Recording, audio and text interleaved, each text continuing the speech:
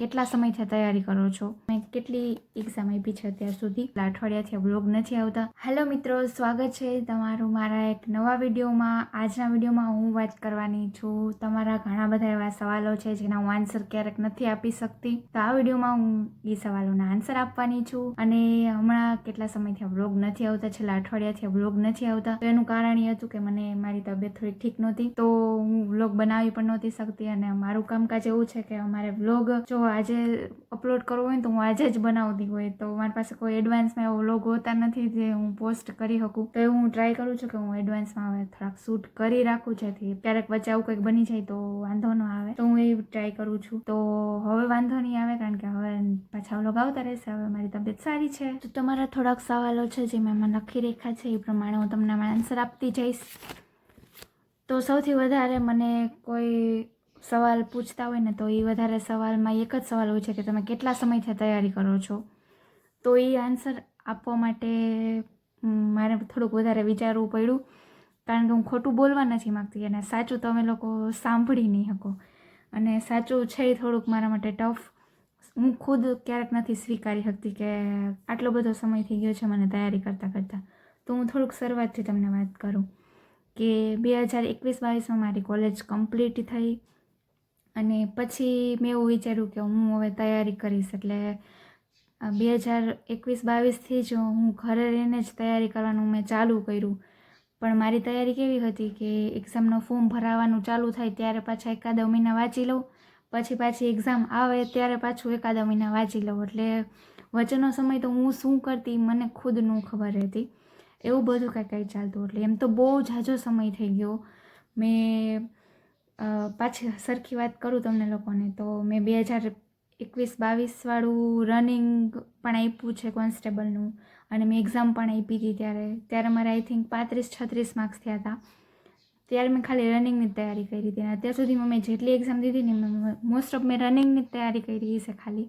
પછી એક્ઝામ ટાઈમે મને એટલી બધી કંઈ સમજ ન પડતી, અને હું થોડીક એવી માણસ છું કે છે ને, રનિંગને સિરિયસલી લઈ લઉં છું, અને પછી એક્ઝામ આવે ને તો એને લાઇટલી લઈ લઉં છું. એવું થોડુંક મારો નેચર અત્યાર સુધી એવો રહ્યો છે. તો આ મારા માટે તો તમને બધાને કેવું બહુ ટફ છે આ વસ્તુ, પણ હું છુપાવવા નથી માગતી. તો આજે મેં નક્કી કર્યું કે હું આજે તમને મારી બધી સ્ટોરી, બધા મારા જે જૂના જે કહેવાય ને કે મારા કાવતરા જૂના છે, જે હું છુપાવવા નથી માગતી કે આ છે એ છે. મારી એકની સ્ટોરી કદાચ એવી નથી, પણ ફોર્મ ભરવાવાળા 99% અથવા તો 90% છોકરાઓની સ્ટોરી મારા જેવી જ છે. કારણ કે હું મારી આજુબાજુ ઘણા વ્યક્તિઓ એવા જોઉં છું જે મારા જેવા છે, જે આટલા વર્ષથી તૈયારી કરે છે તો એ જ કંઈ મેળ નથી. એવું કદાચ એ મારી પોતાના જ વાંકને લીધે નથી કાંઈ થતું, પણ હું એ વસ્તુમાં બિલીવ કરું છું કે જ્યારે જે વસ્તુ થવાની છે ને ત્યારે એ વસ્તુ થશે. તો એનામાં આપણે બહુ ડિટેલમાં નહીં પડે, આપણે મહેનત ચાલુ રાખશું અને મહેનત વધારવાની ટ્રાય કરશું. મેં 2021-22 વાળું રનિંગ આપ્યું હતું, એમાં હું રનિંગમાં પાસ થઈ ગઈ હતી. પછી લેખિતમાં મેં તમને કીધું મારે 36-35 માર્ક્સ હતા. પછી 2023-24 વાળી જે ભરતી ગઈ એ મેં આપી હતી, અને 2023-24 વાળી એટલે કે હમણાં 25માં જે ફાઇનલ જેનું થઈ ગયું ને 25માં, તો એ પણ મેં આપી હતી. એમાં મારે પાર્ટ એમાં 1 માર્ક ઘટ્યો હતો, જે રિઝલ્ટ મેં મારા ટેલિગ્રામ ચેનલ ઉપર પણ મૂકેલું છે. તો એમાં પાર્ટ એમાં મારે 1 માર્ક ઘટ્યો, અને પાર્ટ બીમાં મારે આઈ થિંક 61 માર્ક હતા એમાં. અને એમાં મારા નેગેટિવ બહુ વધારે થયા હતા. પાર્ટ એમાં પણ 9 નેગેટિવ થયા હતા, પાર્ટ બીમાં પણ 9 નેગેટિવ થયા હતા. એટલા માટે, અને એ મારો વાંક જ છે મને ખબર છે, એટલે હું એમાં બીજું કોઈ કાંઈ વસ્તુ કહેવા નથી માગતી. અને અત્યારે જે હમણાં એક્ઝામ ગઈ કોન્સ્ટેબલની, એમાંય મારે એવું જ કંઈક છે. એમાં તો મારું બહુ વધારે કહેવાય ને કે પાર્ટ બીમાં બહુ વધારે ઓછા થઈ ગયા, મારો પાર્ટ બી વધારે વીક થઈ ગયો. અને પાર્ટ એમાં મારે 41 છે, 41 મેં ટીક કર્યા હતા, મારે 40 છે. અને પાર્ટ બીમાં મારે એમાં પણ 40 છે, બેમાં 40 છે. તો અત્યાર સુધીનો મારો રેકોર્ડ બહુ ખરાબ જ રહ્યો છે, પણ હું બધું તમને ત્યારે શેર કરવા માગું છું. તો મેં આરામથી બધું તમને કહું છું. તો એ વસ્તુ મેં તમને કરી દીધી કે મેં આટલા સમયથી હું તૈયારી કરું છું. અને નેક્સ્ટ એ પણ મને ઘણા બધા પૂછે છે કે તમે, તો એક ખબર છે એક કેટેગરી હોય કે જે બધી એક્ઝામ આપતા હોય, ને એક કેટેગરી હોય જે ખાલી અમુક એક્ઝામને જ ટાર્ગેટ કરતા હોય ને એમાં એનું ભેગું ન થતું. હું એમાં જ આવું છું કે હું અમુક એક્ઝામ જ આપું છું, જેમ કે પોલીસ ભરતી આપું છું, ફોરેસ્ટ આપું છું, ગઈ ફોરેસ્ટ ભરતીમાં પણ મારે પેપર ક્વોલિફાય હતું અને પછી હું રનિંગમાં પાસ હતી, પણ હું લોંગ જમ્પમાં રહી ગઈ હતી. ત્યારે મારો લોંગ જમ્પમાં પગ પણ તૂટી ગયો હતો. એ બધી વસ્તુ હું તમને ક્યારેક ડિટેલમાં વધારે કહીશ. ત્યારે હું નથી કહેતી. 1 મહિનો દિવસ તો મને હું ચાલી નહોતી શકતી, એવી કન્ડિશનમાં હતી હું. તો જે લોકો અત્યારે ફોરેસ્ટની તૈયારી કરે છે એ લોકો ફિઝિકલને જરાય સિરિયસ, જે લોકો અત્યારે ફોરેસ્ટની તૈયારી કરે છે ને એ લોકો ફિઝિકલને બહુ સિરિયસલી લેજો. અને જો તમને એવું લાગતું કે તમે પોતાની રીતે લોંગ જમ્પ અને હાઈ જમ્પ કવર કરી લેશો, તો મારી પોતાની એવી સલાહ છે કે એવું બને ત્યાં સુધી ન કરતા. કારણ કે મારા ફ્રેન્ડ સર્કલમાં જેટલા લોકો અમે હતા, 2-4 છોકરીઓ હતી, તો એમાંથી બધીને અમને કંઈક ને કંઈક ખામી રહી ગઈ છે. કોકના હાથમાં દુખાવા રહી ગયા છે, કોકના પગમાં રહી ગયા છે. તો એ બધી વસ્તુ જો તમે તમારી રીતે કરશો તો થોડોક ચાન્સ વધારે છે. નહીં થાય એવું તો નથી, પણ એવા ચાન્સ વધારે છે કે તમારે કંઈક ને કંઈક મિસ્ટેક તમારી રહી જાય ને હજી સુધી એના દુખાવા થાય છે. તો જો તમે સ્પેશિયલી ફોરેસ્ટનું કરતા હોય તો તમે આ વાતનું ધ્યાન રાખજો, તમને વધારે યુઝફુલ થશે. અને તમે કેટલી એક્ઝામ આપી છે એ હું તમને કહું તો મેં અત્યાર સુધીમાં મેં તમને કીધું કે 2021 કોન્સ્ટેબલ આપી હતી, પછી આ 25 જે ફાઇનલ થઈ ગયું એ આપી હતી, અત્યારે ગઈ કોન્સ્ટેબલ આપી હતી ને આ આપી હતી.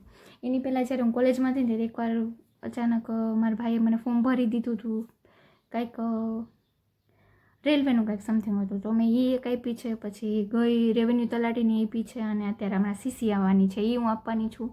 મારી તૈયારી તો કંઈ ખાસ એટલી બધી છે નહીં, પણ હું આપવાની છું. તો આટલી એક્ઝામ મેં આપેલી છે. પછી તમે બધા મને એ પૂછો છો કે તમારી ઉંમર કેટલી છે, તો મારી ઉંમર 25 છે. મારી 21-22માં કોલેજ કમ્પ્લીટ થયું છે. મેં BSc મેથેમેટિક્સ કરેલું છે. તો હા, અને હવે નેક્સ્ટ ક્વેશ્ચન તમે એ પૂછો છો કે તમે ઘરે રહ્યો છો કે તમે બીજે ક્યાંય રહીને તૈયારી કરો છો. તો અત્યાર સુધી હું ક્યાંય બીજે રહી જ નથી. હું હોસ્ટેલમાં, સ્કૂલમાં પણ નથી રહી, કોલેજમાં પણ નથી. હું હંમેશા ઘરે રહીને જ તૈયારી કરું છું અને ઘરે રહીને જ હું ઘરને સંભાળું છું એવી રીતે સમજો તો પણ ચાલે. કારણ કે આખો દિવસ મારા ઘરના બધા કામે વયા જાય પોતપોતાના. મારા ઘરનું બધું કામ પણ કરવાનું હોય અને ઘર સંભાળવાનું હોય ને હારવાર હું સાઈડમાં તૈયારી પણ કરતી જાઉં છું. અને હું કોઈ પ્રાઇવેટ જોબ અત્યારે હાલ નથી કરતી. પહેલાં પણ મેં નથી કરી હતી. અત્યાર સુધીમાં મેં કંઈ જોબ નથી કરી એમ કહું તો અત્યાર સુધીમાં મેં 1 રૂપિયો કમાઈને મારા ઘરને દીધો નથી. મને આ વાત ઉપર થોડુંક રોવું આવે જ, પણ હવે રહેવા દો, હું અત્યારે રોવા નથી માગતી. ચલો નેક્સ્ટ ક્વેશ્ચન.